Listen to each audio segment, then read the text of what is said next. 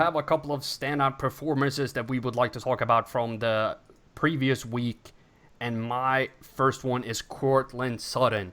I've been talking about Courtland Sutton all offseason as a guy who has the perfect receiving patterns for a wide receiver to break out. He has been a guy that I told everybody to not join in on last year and wait for him to break out in 2019.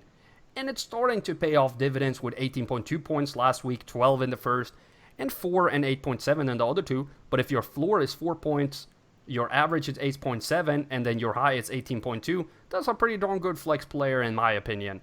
How do y'all feel about Courtland Sutton? Nick, go ahead.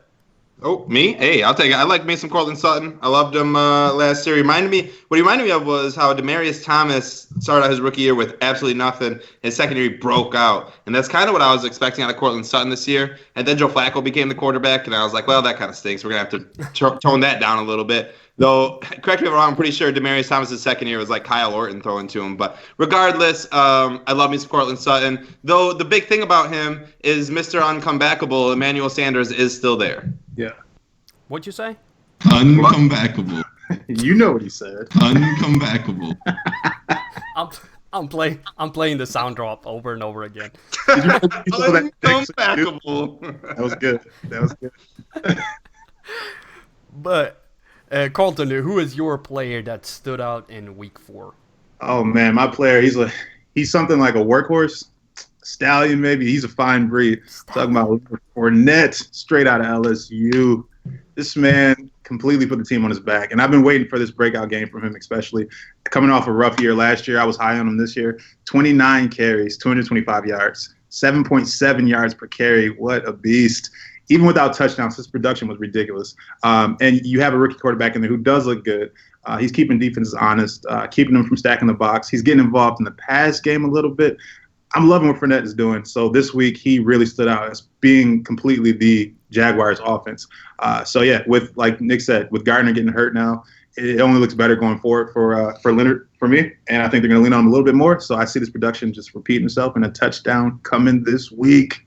Yeah, I think with Minshew, you can see that they actually have to pay a little bit respect to the passing game, and that opens up more for Leonard Fournette, even though I'm going to have to go against you and say, I'm not completely sold yet. I think that might be his best game of the season that we just saw. I mean, 225 is the best game for a lot of people, first off. Second off, are you thinking that's his most points he's going to score this year? Yes. I'll hold you to that bet. I like that. 25. I'm going to put it down. 24.5 is going to be Leonard Fournette's high of 2019. This sounds like a great slap bet. Which is actually works pretty fine since we live pretty close to each other. So this happen. What I'm saying, like, yeah, I'm on board for that.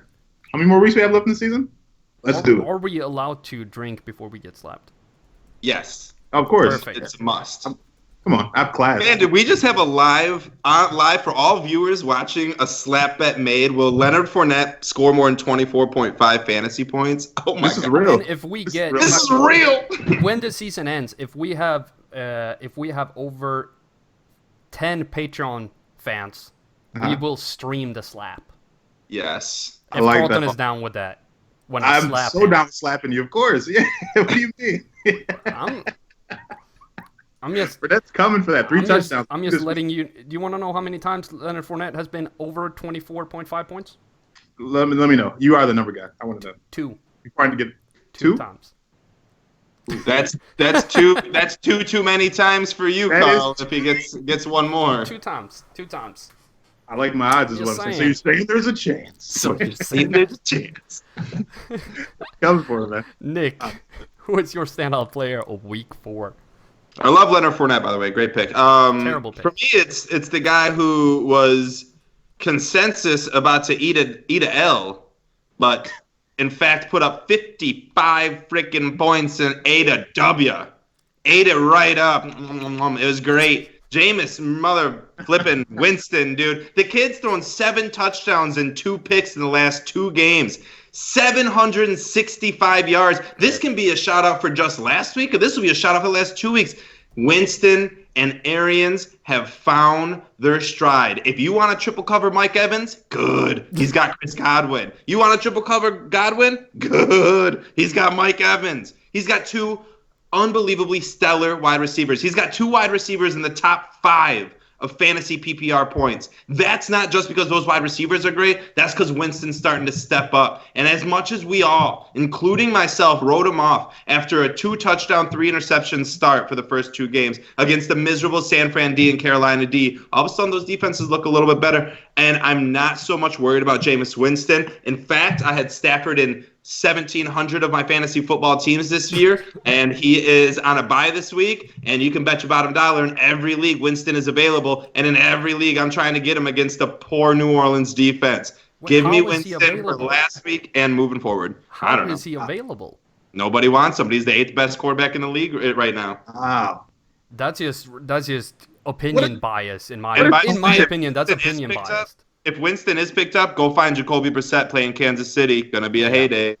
Let's just talk about the tone change we've had here, because we were really low on Jameis. Big turnaround. It was a big turnaround. Yep. He proved us all wrong, so I got nothing but respect for that. On the road against the Rams defense, nobody saw that coming. That was amazing. 100%. Yeah. Except CSD did. Jamarcus, can we make that a thing? Hello, Fantasy Faithful. I hope you enjoyed that video. Don't forget to check out more of them right here and here. In case you haven't done so already, be sure to subscribe to the channel and turn on notifications so you don't miss a beat.